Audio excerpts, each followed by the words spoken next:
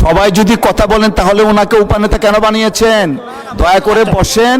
যেহেতু বিরোধী দলের নেতা নেই, উপনেতাকে ফ্লোর দেওয়া হয়েছে, তাহলে ওনাকে কেন বানালেন? মাননীয় উপনেতা, আমি একটু আপনাকে যদি বইটার সামনে থাকে আমি একটু পড়ে শোনাতে চাই, একটু দয়া করে যদি ধৈর্য ধরতেন।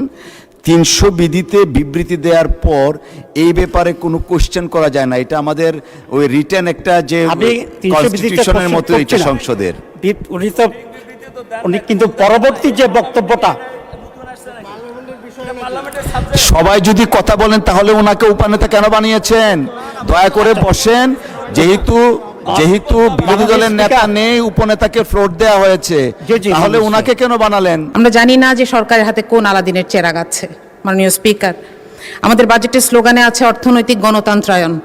আমি জানি না যে এই কারণেই কিনা বাংলাদেশের সবচাইতে বড় ব্যাংকটিকে এবং সবচাইতে বিখ্যাত সেবামূলক হাসপাতালটিকে খুব দুঃখজনকভাবে একটি বিপর্যয়ের শিকার হতে হচ্ছে।